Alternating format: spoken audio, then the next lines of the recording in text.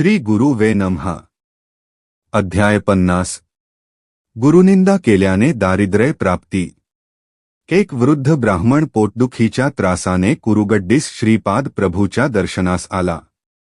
त्याच्या वेदना एवढ्या असह्य होत्या की त्याला त्या वेदना सहन करण्यापेक्षा आत्महत्या केलेली बरे असे वाटू लागले. नामस्मरण महिमा. त्या ब्राह्मणाने श्रीपादांचे दर्शन घेऊन आपली व्यथा दूर करण्याची अत्यंत कारुण्यपूर्ण वाणीने प्रार्थना केली. तेव्हा श्रीपाद प्रभू म्हणाले, हरे, तू पूर्वजन्मी अनेक लोकांना आपल्या कठीण वाणीने दुखविलेस. अनेकांना आपल्या हृदयभेदी कठोर शब्दांनी घायाळ केलेस.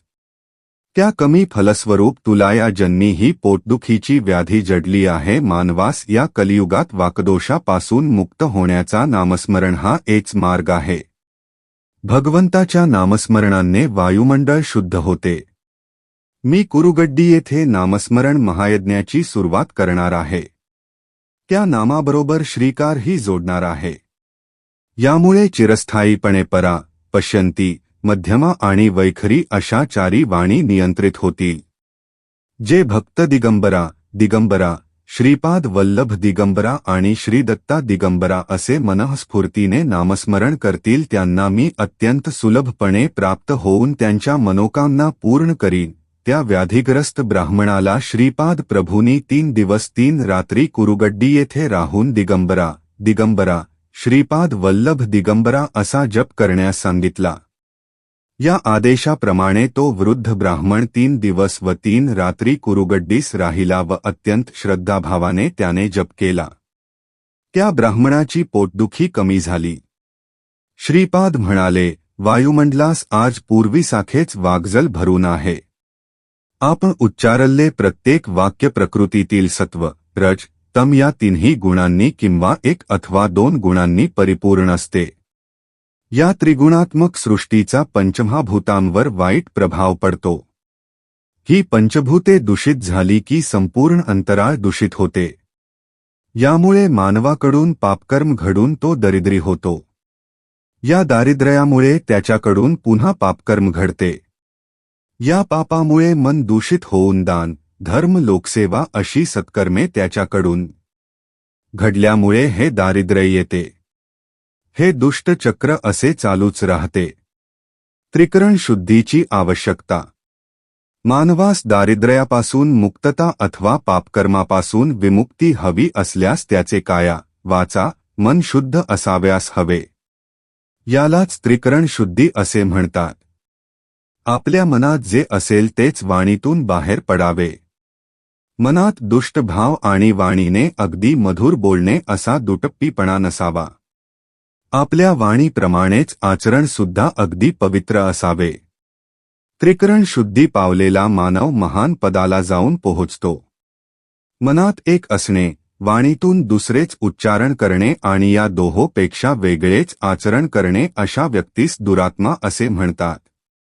या कलियुगात जीवनसागर तारून जाण्यास ईश्वराने अनेक मार्ग सांगितले आहेत.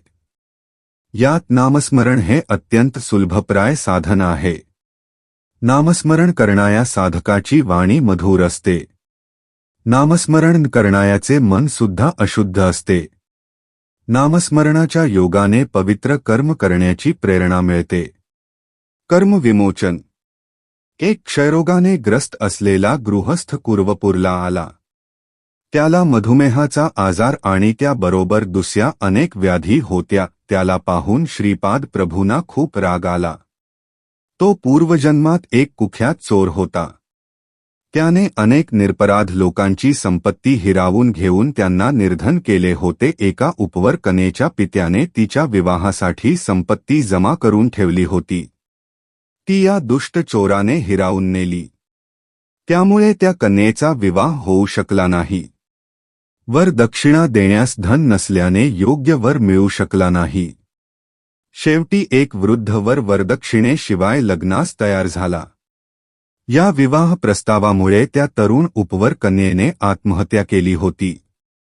पूर्वजन्मीची अशी कर्मे असलेला तो क्षयरोगी अत्यंत दीन अवस्थेत श्रीपादांच्या जवळ आला आणि त्याने मोठ्या कारुण्यपूर्ण वाणीने श्रीपाद प्रभूंना त्या दुर्धर व्याधीतून सुटका करण्याची विनंती केली.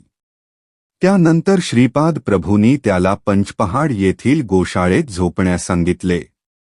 तेथे डासांचा अत्यंत त्रास होता. तहान लागल्यास पिण्यासाठी पाणी सुद्धा नव्हते. त्या रात्री त्याला एक स्वप्न पडले. त्या स्वप्नात एक राक्षस त्याचा गळा दाबून मारत असल्याचे दिसले. तो घाबरून उठला, इकडे तिकडे पाहिले आणि ते स्वप्नच असल्याची खात्री झाल्यावर पुन्हा झोपला. त्याला पुन्हा एक स्वप्न पडले. एक मोठा दगड त्याच्या छातीवर ठेवला असून त्याच्यावर एक बलवान मल्ल बसलेला दिसला. या दोन्ही स्वप्नामुळे त्याच्या कर्मफलाचा परिष्कार होऊन तो आपल्या क्षय रोगापासून व दुसऱ्या व्याधीपासून मुक्त होऊन निरोगी झाला.